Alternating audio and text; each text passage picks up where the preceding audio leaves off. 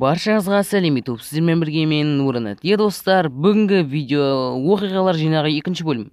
Айтпақшы достар, қазір менде 3 видео жасалып жатыр. Сондықтан да әзірше осы оқиғалар жинағын ешқандай жарнамасыз, аутросыз және артық нәрселердің барлығы алынған нұсқада қараңыз.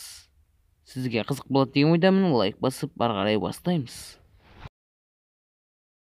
2014 жылы ұлы оқиғалар кезеңі десем болады. Әрине бүгінгі айтатын оқиғаларымыз сол уақытта еді. Сәлем YouTube, сіздермен Нұрынет. Достар, бүгін мен өзімнің ұятқа қалған кездерім жайлы баяндап беремін. Егер видео қызық десеңіздер, лайк басып, ары қарай жалғастырамыз.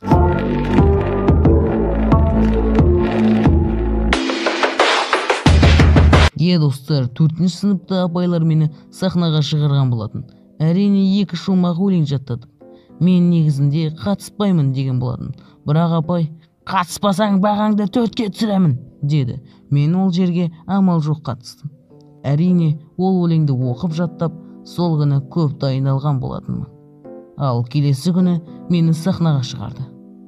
Мен, бірақ, сахна алдында көп адамдарды көрген кезде, әрине, бар өлең шумақтарымды ұмытып қалдым. Жай ғана көзімді жыпылықтатып тұра бердім. Ал арғы жақта апайым маған үнсіз айғайлап жатты. Бұл қалай болып кетті? Әрине сосын үнсіз ғана шығып кеттім. Маған апайдың көңілі қалып ұрсып жатты. Және ең басты ұялғаным, мен көпшіліктің алдында шығып, келіп үнсіз кетіп қалдым. Содан кейін мен ешкімнің бетіне қарағым келмеді. 2-ші оқиға. Ол да мектепте болатын. Мен әдеттегідей шашымды үйде алдыратынмын. Содан бір күні анам менің шашымды мүлде басқаша алып тастаған еді. Маған ол шаш ұнамады, әрине. Содан мектепке барған кезде әрине бәрі маған күлді. Ал бір кезде еңбек пәнінен беретін ағай, шашыңды дұрыс алмапсың ғой, деді. Бұл жағдайда мені өте қатты ұялтты. Енді не істеймін деп қайда барарымды білмедім. Достар, бұл видеоның түйіні ұят, адам сенімін түсіріп оны жоятын нәрсе. Қанша қысылып ұялсаң да, ешқашан үлкен уайымға батпа. Өмір саған осындай кішкентай сынақтар беру мүмкін, бірақ сен оны көңіліңді түсірмей өткізсең болады. Сонымен байланысты сабақ көп уақытқа дейін тоқтатылады. Сондықтан да сендерге үйде бос отырмасын деп тапсырмалар дайындап қойдым. Балалар, қайдасыңдар? Балалар! Дәл осылай барлық оқушылар каникулға шыға бастады. Ал біз мектепте қайта еске аламыз. Сәлем YouTube, сіздермен Нұрынет, және бүгінгі видео мен ұнататын мектептегі қызықтар 2-ші бөлім. Ал мен мектепке бармас бұрын әрине мектепті ең жылы жүзді жандар әлемі деп ойладым. Бірақ бәрі мені ойлағандай болмады. Ұрсатын мұғалімдер, жан-жағымда танымайтын біреулер, бәрі мені қамап шығармайтындай көрінді. Мен тіпті даярлық сыныпта анамды жиі сағынатынмын. Ал 1-ші сыныпқа көшкеннен кейін бойымдағы уайым азайды, және де өзімді үлкен сезіндім. Әрине мен 2-ші сыныптың жартысына дейін 48-ші мектепте оқыдым. Ол ескілеу мектеп болатын. Онда азғана кішкентай, орындықтар сынғыш, жылы су жоқ болатын. Бұл басы ғана. Бірақ мектеп қызықтары бұл көзқарастарды жоятын еді. Әрине мен айтайын деп тұрған оқиға 10-ші мектеппен байланысты еді. 10-ші мектепте оқып жүрген кезде мектепте жалғыз хит болды. Ол әрине фишка. Яғни доңғалақ қағаз суреті бар. Әрине барлығымыз дүкеннен тек фишка сатып алатын едік. Мысалы, мен талай рет жаяу қайтып қалған ақшаға фишка сатып алатын болдым. Сол уақытта менде бір оқиға болды. Нақтырақ айтсақ, мен костюмымды шешіп, ілгешке іліп қойдым. Қалтамда толған фишка болатын. Әрине кластың барлығы костюмдерін шешіп, аттарын қағазға жазып, қалтасын салып қойды. Ал мен оны ұмытып кеттім. Содан костюмымды алмастырып алдым. Ал қалтадағы фишкаларды мүлдем ұмытып кеттім. Бірақ үйге келгеннен кейін әрине келесі күні ол баладан сұрағанда менде жоқ. Сосын ол қалтасынан фишка шығарды. Сосын мен, мынау менікі ғой, неліктен алдың, Менде Жоқ. Әрине оны барлығы қорғаштай бастады, бірақ мен еш бермедім. お前はもう死んでいる。 Одан келесі күні жылы сөзбен Monsieur, allez-moi remercier. Bien sûr, le voici. Merci, monsieur. Әрине екеуміз достасып кеттік. Ал бұл жердегі түйін қазіргі көз алдында кездесіп қалған адам немесе жауласып жүрген адам болашақта сіздің ең жақсы досыңызға айналуы мүмкін. Мектеп әрине менің ең сүйікті орным айналды, себебі онда менің ең жақын достарым болатын. Кішкентай кезімде жиі мектепке барғым келді, ал жыл өткен сайын ондай қалау азая бастады. Себебі қазіргі негізгі мәселе ол ұйқы. Тез айтсаңшы енді. Әрине достар, біз жер ғаламшарында тұрамыз, жерде. Ал көктем басталысымен балмұздақ жеуді ұнататын едік. Керемет кездер еді, бірақ біз өткенге өкінбейміз. Тек болашақты ойлауымыз қажет. Видеоның түйіні осымен видеомыз аяқталды. Сәлем YouTube, сіздермен Нуранет, және бүгінгі видеомыз артық салмақ жайлы.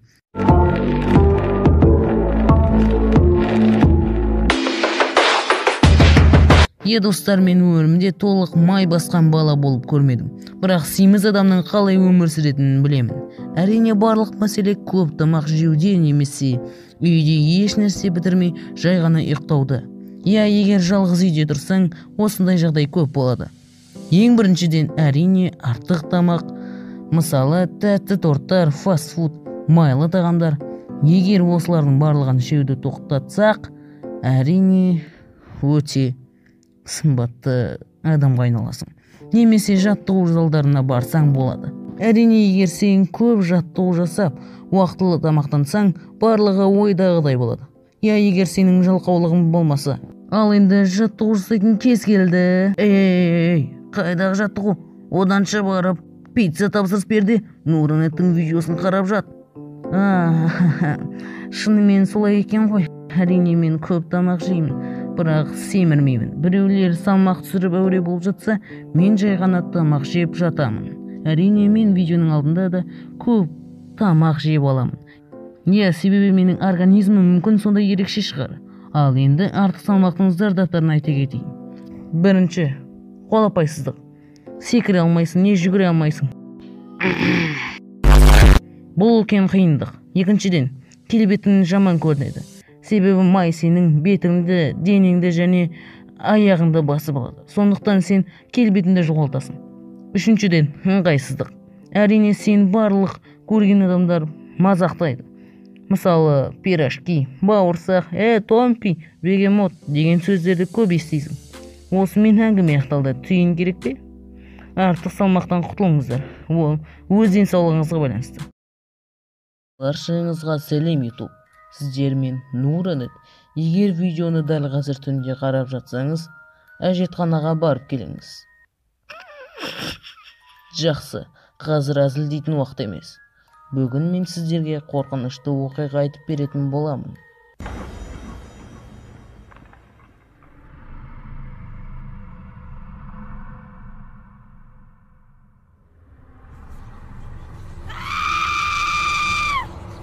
Жазғы каникулда мені ауылға үнемі жіберетін болды. Сол ауылдағы менің ағамның екі үйі болатын. Бірінші үйді тастап бәріміз үлкен үйде тұратын болдық. Ал екі үйдің арасы адам өтетіндей болады. Содан бір күні мен түнде жалғыз далаға шығып келдім. Сол кезде екі үйдің арасы өте қараңғы болды. Ойымды үрей басты. Ал сол жерде бір дыбыс естілген сияқты болды. Мен одан әрі қорықтым. Содан мен сол дыбыс шыққан жерге бардым. Жақындаған сайын тынысым тарылып, бір уақытта ол жердегі дыбыс үдей бастады. Мен өз-өзіме, Нұрсұлтан, сен еркексің, соны ұмытпа, дедім. Бар батылдығымды жинап, сол ескі бөлменің есігін ашып қалдым.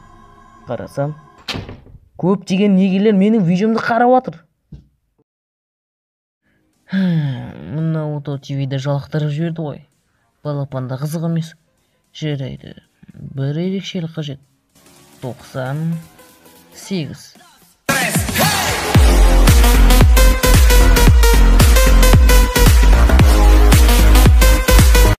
сол уақытта 98 деген сан мен үшін өте жақын еді.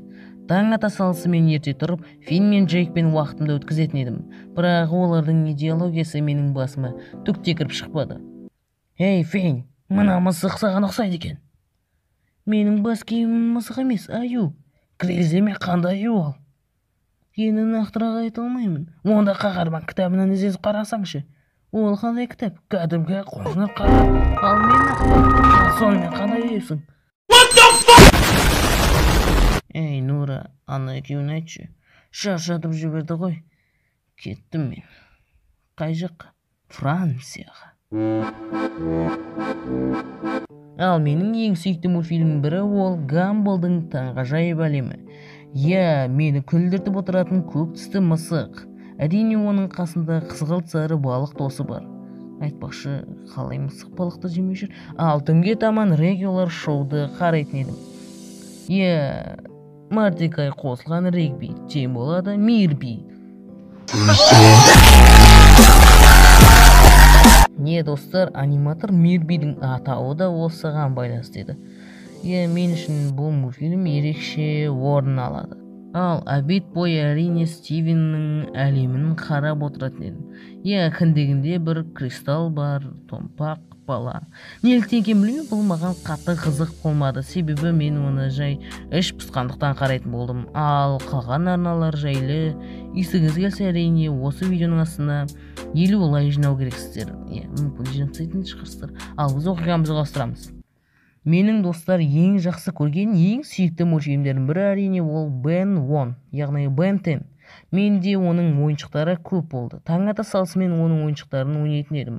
Ал бір қызығы Бен 10 мультфильмінің бірде-бір бөлімі есімде түк қалмады. Енді Бен оған ренжімейтін шығар. Сен қалай ғана мені ұмыттың? Бен, кешір, сені ұмытқым келген. Болды, тоқта. Маған ақталмай қойсаң болады. Достар, мінекей видео ақталды. Енді не істеу керек екен білесің? Не істеу керек екен? Видеоға лайк басу керек, сосын арнаға жазылу керек, сосын төменді басып ВК инстаграмыма қосылу керек. Күн сайын айтасың ғой, бәрібір де ешкімге көрмейді болады.